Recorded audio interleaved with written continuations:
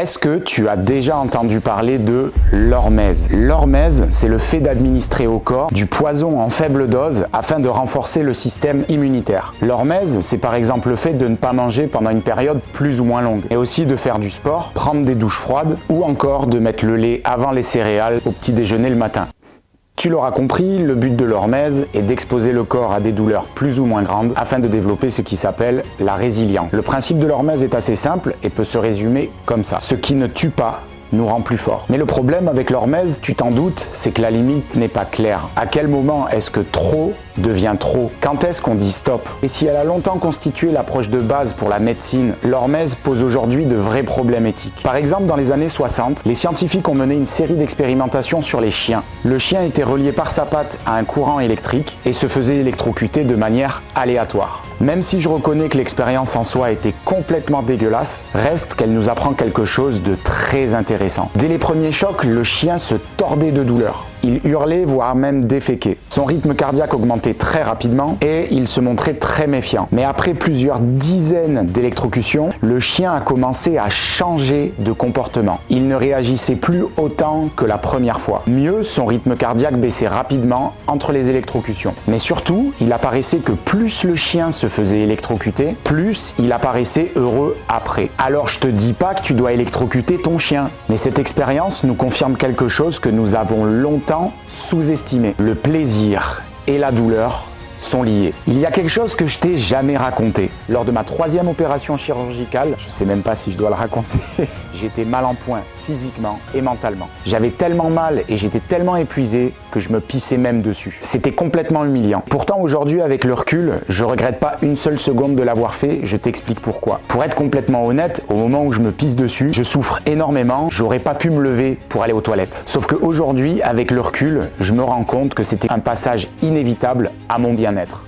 Alors, pas de me pisser dessus, mais tout le processus mental et physique qui a mené à ma réparation. Et malgré les nombreuses douleurs mentales et physiques que j'ai pu ressentir à ces moments-là, j'éprouve un certain plaisir à avoir réussi à aller au-delà, à transformer ces choses-là. J'ai l'impression de faire ce pourquoi on m'a mis sur cette terre. Et ce mélange bizarre entre plaisir et douleur, ce n'est pas la première fois que je le ressens. Je l'ai déjà ressenti lorsque je faisais les compétitions de natation ou de skate quand j'étais plus jeune, mais aussi lors de mes entraînements et aussi parfois lorsque je prends des douches froides ou alors lorsque je fais attention à mon régime alimentaire. Et j'ai bien conscience d'être perçu par la majorité des gens comme quelqu'un d'un petit peu extrême, quelqu'un qui fait des sacrifices et qui ne profite pas. Parce qu'après tout, rechercher la douleur volontairement n'est pas quelque chose de naturel, ni de culturel. Rien qu'à voir comment David Goggins est perçu par la majorité des gens. Sauf que David Goggins, il y a 2000 ans, c'est un mec lambda. Si on ramenait un Spartiate à notre époque, il se foutrait bien de notre gueule. Et il aurait bien raison, parce que nous sommes tous devenus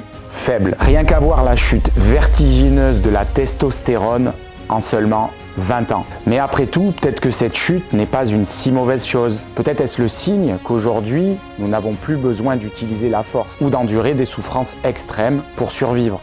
Après tout, l'humanité n'a jamais connu une telle période d'abondance, de confort et d'avancée technologique. Nous vivons mieux, plus longtemps et surtout nous avons accès à des plaisirs qui autrefois étaient réservés à la royauté. Nourriture, vêtements, voyages, sexe, chauffage. Si tu décrivais la vie d'un homme moyen aujourd'hui à un paysan du Moyen-Âge, il te répondrait que tu es en train de décrire ce qu'il s'appelle le paradis. Il conclurait que cet homme, tel que tu le décris, doit être l'homme le plus heureux de toute l'histoire de l'humanité. Sauf qu'en réalité, ce n'est absolument pas le cas. La consommation d'antidépresseurs a augmenté de plus de 60% chez les jeunes entre 2014 et 2021. Le taux de suicide connaît des records avec une majorité écrasante d'hommes. Et plus généralement, peu de gens aujourd'hui osent encore se dire optimistes pour l'avenir. Et je reconnais qu'aujourd'hui, il y a toutes sortes de choses légitimes pour ne pas se sentir très heureux. Après tout, pendant longtemps, j'ai moi aussi fait partie de cette masse grise de gens tristes. J'étais aussi pessimiste, déprimé et cynique. Je vivais dans un petit appartement, dans une petite ville. Je me sentais seul, mes relations étaient conflictuelles, mes études ne menaient nulle part. J'étais comme au bord d'une falaise, prêt à tout moment à sauter. Mais finalement, j'ai décidé de donner une deuxième chance à la vie. Je me suis mis à faire des pompes tous les jours. Je me suis mis à aller faire du vélo, qu'il vente, qu'il pleuve ou qu'il neige, à prendre des douches froides. Je me suis mis à aller faire du surf en hiver dans de l'eau froide alors que le soleil n'était pas encore levé et à faire du jeûne intermittent. En revanche, on était bien loin des séances à la Rocky. Crois-moi, lorsque tu te réveilles à 5 h du matin et qu'il fait 10 degrés dans ta chambre et que tu n'es même pas capable de faire 10 pompes, il n'y a pas de musique, il n'y a pas de montage. Ce n'est pas motivant. Mais depuis, ce qui était autrefois un calvaire est aujourd'hui ma routine. Aujourd'hui, par exemple, je peux faire 50 pompes d'affilée sans aucun problème. Mais je ne suis pas pour autant tombé dans le piège du confort. Au contraire, aujourd'hui, j'ai besoin de faire encore plus pour souffrir de manière égale. Mais pourquoi souffrir? Pourquoi se faire du mal lorsque ce n'est pas nécessaire? Et cette question, on me la pose régulièrement. Surtout parce que je fais du skate, quand on ne me prend pas tout simplement pour un sadomaso. Et la réponse tient en un mot, homéostasie. L'homéostasie, c'est le processus d'autorégulation du corps. C'est par exemple la régulation du taux de dioxygène par la respiration, le refroidissement du corps par la sueur ou le réchauffement par la contraction musculaire. Mais l'homéostasie, c'est également la régulation du système limbique, autrement dit du système de récompense. Comme je te l'ai dit, nous avons en nous une balance entre plaisir et douleur. Et lorsque tu mets un poids d'un côté, c'est l'autre côté qui va s'élever. Rapidement, pour mieux comprendre ce principe, il y a 3 systèmes. Le premier système, c'est un système fragile. Par exemple, un verre, si tu le fais tomber par terre, il se casse. Le système solide. Une table est solide. Et si je tape dessus, elle va résister. Et pour la casser, il va falloir mettre des chocs vraiment forts pour qu'elle casse. Et le troisième système, c'est le système antifragile. C'est-à-dire que quand ce système va recevoir des chocs d'un certain niveau, il va se renforcer. Par exemple, notre système immunitaire, il n'est ni fragile, ni solide. Il est antifragile. C'est-à-dire que les chocs que prend notre système immunitaire le renforcent. Il doit être stimulé pour être plus fort et plus résistant. C'est ce principe de l'hormèse. Par exemple, si tu veux développer ton muscle, il va avoir besoin d'un choc. Et c'est l'effort physique. Et c'est fou qu'on n'intègre pas le fait que si je veux me développer mentalement, je vais avoir besoin de challenges plus difficiles mentalement. C'est là où il y a un paradoxe entre l'effort et le repos. Pour moi, il faut se reposer pour fournir de l'effort. Et à la fin de l'effort, on se repose juste le temps nécessaire. Je t'apprends rien, c'est prouvé scientifiquement.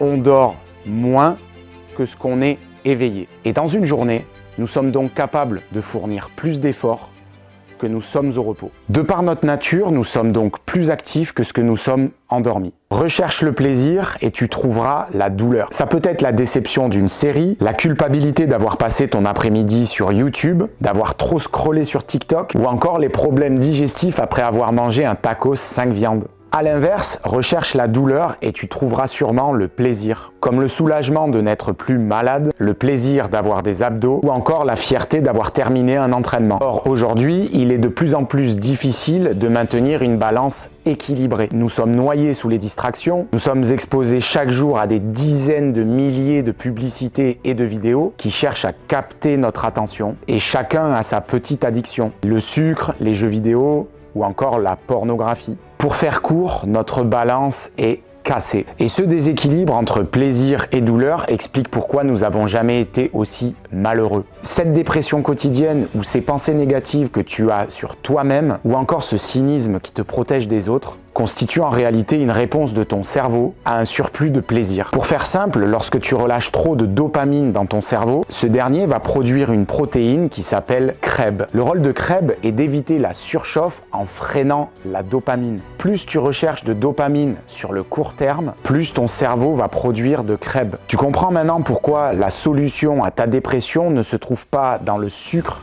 ni les achats compulsifs, dans les jeux vidéo ou dans les réseaux sociaux. C'est justement eux qui entretiennent cette dépression et qui surchargent cette balance. Bon, tu l'auras compris, maintenant ton cerveau est cassé.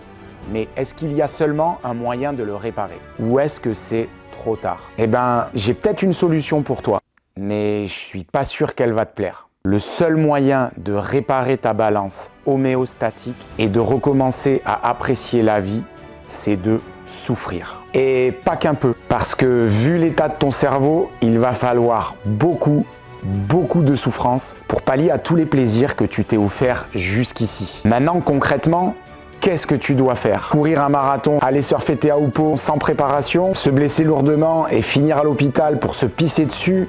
Probablement pas. Tu dois comprendre que faire un truc difficile juste une fois suffira pas. Au contraire, ça peut être même contre-productif. Tu dois plutôt embrasser la douleur. Tu dois t'exposer quotidiennement à une dose de souffrance. Cela peut être seulement 10 secondes de douche froide si tu n'as jamais pris de douche froide, ou cela peut être 10 pompes si tu n'as jamais fait de sport de ta vie. Ou alors travailler 30 minutes sans interruption si tu as des problèmes de concentration. Les deux facteurs les plus importants sont la répétition et la gradation. Tu dois souffrir tous les jours à ton niveau. Mais il arrivera un moment où ce qui te faisait souffrir au départ deviendra normal pour toi. Il arrivera un moment où rester 10 secondes sous une douche froide ne te fera plus aussi peur. Et c'est très bon signe.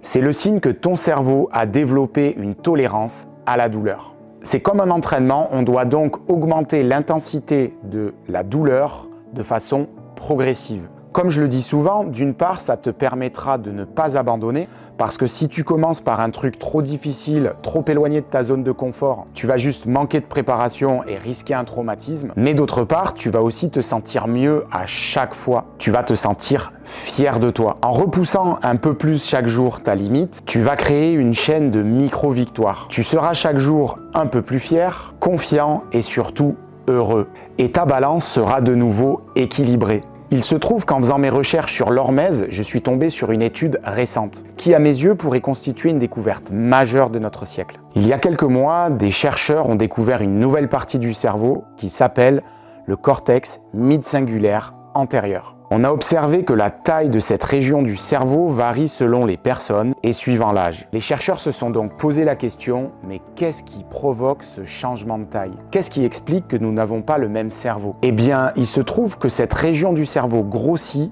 lorsque nous faisons quelque chose de difficile, une tâche que nous n'avons pas envie de faire et dont nous retirons aucun plaisir. En d'autres termes, tu gagnes en points de volonté. Et la prochaine fois que tu feras cette même tâche, elle t'apparaîtra plus facile, voire même plaisante. Et je ne sais pas si tu prends conscience de ce que cela implique, la volonté est littéralement un muscle. Un muscle comme les biceps ou les mollets. Si tu l'entraînes régulièrement, elle sera plus forte. En revanche, si tu la négliges, elle va rétrécir, elle va s'affaiblir. Il te sera alors plus difficile de faire quelque chose qui autrefois te demandait peu d'efforts. Avec cette vidéo, je ne voulais pas seulement te motiver à faire des choses difficiles juste parce que c'est stylé. Je voulais pas non plus présenter une énième vidéo de motivation qui aurait un effet de seulement 5 minutes. Avec cette vidéo, je voulais t'apporter la preuve de quelque chose que tu as toujours su au fond de toi, mais que tu refuses encore d'admettre. La poursuite incessante et obsessive du plaisir est responsable de ta souffrance.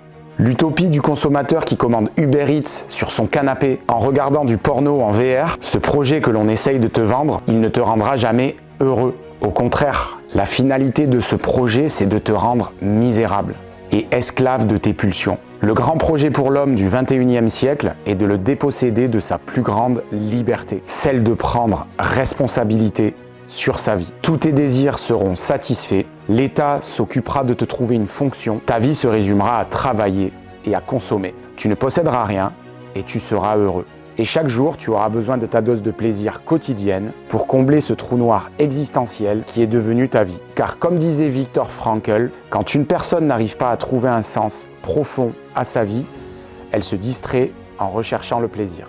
Nous sommes des êtres dopaminergiques. Cela signifie que tu trouveras le bonheur dans la poursuite d'objectifs, dans le mouvement. Tu n'es pas un dieu intemporel, tu es une créature mortelle. Tu peux grandir ou décroître, mais tu ne peux pas rester le même. La souffrance est inévitable. C'est une part intrinsèque de l'existence humaine. Que tu choisisses de passer ta journée sur TikTok ou de sortir courir dans le froid, tu finiras toujours par souffrir. Soit tu sors de ta zone de confort et affrontes l'inconnu, soit tu pourris dans ce qui devient ta prison. Le paradis n'est peut-être pas de ce monde.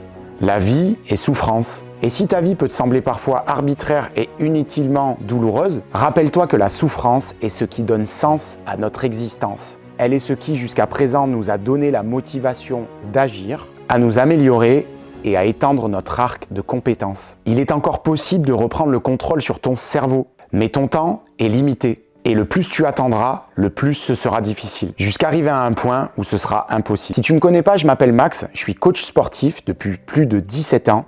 J'aide les sportifs ou toutes les personnes en recherche de bien-être. J'accompagne les skateurs et comme tu le sais, le skate est une discipline plus difficile que les autres, mentalement et physiquement. Je suis passionné d'enseignement et je peux t'aider à aller au-delà de ce que tu crois possible de faire. Et on peut travailler ensemble pour débloquer ta situation. Qu'il s'agisse de dépassement de soi, de progrès sportif, de préparer une compétition ou tout simplement de vivre bien et relâché. J'ai monté également un club de skate avec lesquels on organise des séjours et des cours de skate pour tous ceux qui ont envie de kiffer. Je te mets les liens dans la description. Et si tu trouves que la vibe est cool, que tu as kiffé la vidéo ou que ça t'a motivé à faire quelque chose ou à changer ta perspective ou ta manière de voir les choses, je te laisse mettre un petit commentaire, un petit pouce bleu, un petit truc, tu connais la chanson. C'était Max, à bientôt. Boum.